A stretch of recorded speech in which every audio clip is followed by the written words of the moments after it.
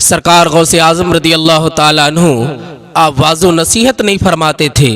آپ تقریر نہیں کیا کرتے تھے۔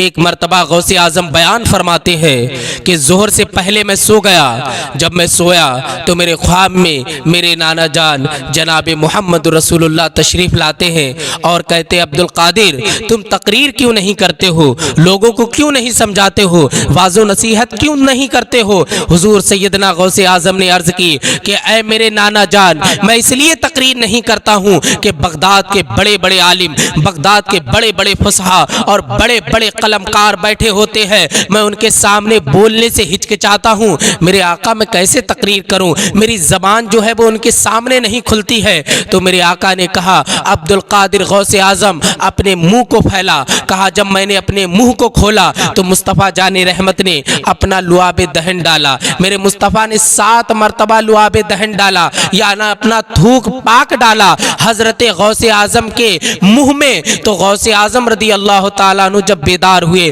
تو آپ نے دیکھا کہ آپ کے اندر عجیب کیفیت ہے، آپ کا مقام و مرتبہ ابھی سے پہلا نظر آ رہا ہے، جو ابھی نظر آ رہا تھا یہ پہلے کے مقابل الگ ہے۔ غوث اعظم رضی اللہ تعالیٰ عنہ ظہر کی ہی نماز کے بعد آپ نے لوگوں کو اکٹھا کیا اور لوگ جمع ہونے لگے۔ اب غوث اعظم رضی اللہ تعالیٰ عنہ واضح و نصیحت کرنے لگتے ہیں، وہ ایسی ولولہ انگیز آپ نے تقریر فرمائی ہے، اور آپ کی تقریر کا یہ عالم تھا، نہ جانے کتنے لوگ دہاڑے مار کے اللہ کے خوف سے رونے لگے تھے، لوگ زار و قطار رو رہے تھے۔ آپ نے جہنم کا ذکر کیا، آپ نے جنت کا ذکر کیا، آپ نے مصطفیٰ کی سیرت بتائی ہے، آپ نے اقوال بتائے ہیں، آپ نے بہت ساری واضح و نصیحت کرنے کے بعد آپ نے مجمع کی طرف مخاطب ہو کر کے کہا تھا آج سے عبد القادر کی محفل میں جو آئے گا اللہ رب العزت اسے اپنا قریبی بنا لے گا۔ اب غوث اعظم کی تقریر کا یہ عالم ہو گیا کہ لوگ دور دراز سے چل کر کے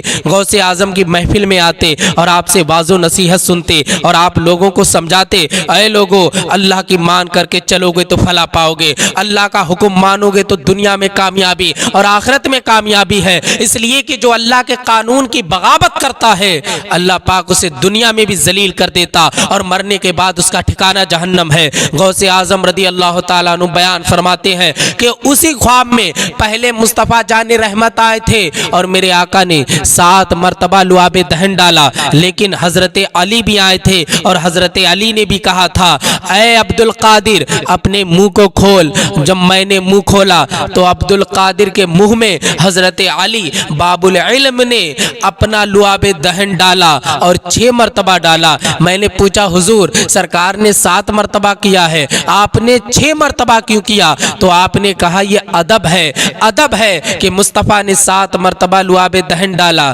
تو میں 6 مرتبہ ڈالتا ہوں۔ تو آپ دیکھیں جس نبی کے لعاب دہن کا یہ عالم ہے کہ غوث اعظم جب تقریر کر رہے ہیں تو بہت دور دور کے لوگ سننے کے لیے آ رہے ہیں، تو اس نبی کی اپنی ذات کا عالم کیا ہوگا، اپنا مقام و مرتبہ کیا ہوگا؟ یہی حضور سیدنا غوث اعظم رضی اللہ تعالیٰ عنہ ہے، آپ کی تقریر کا یہ عالم تھا کہ نہ جانے کتنے کلیجے پھٹ جاتے تھے اور وہ انتقال کر جاتے تھے خوف الہی سے۔ اللہ کی خشیت حضرت سیدنا عبد القادر غوث اعظم کی تقریر میں ہوا کرتی تھی، وہ خوف ہوتا تھا کہ بندہ مومن اپنے گناہوں کو یاد کر کے اللہ رب العزت کی بارگاہ میں توبہ کرتا، گڑ گڑا کر کے روتا تھا، حتیٰ کہ اس کی روح اسی مجمع میں نکل جایا کرتی تھی۔ یہ مقام و مرتبہ، یہ زبان میں سلاست، یہ اللہ کا خوف کیسے آیا؟ یہ حضرت علی اور مصطفیٰ جان رحمت کے لعاب دہن سے آیا ہے۔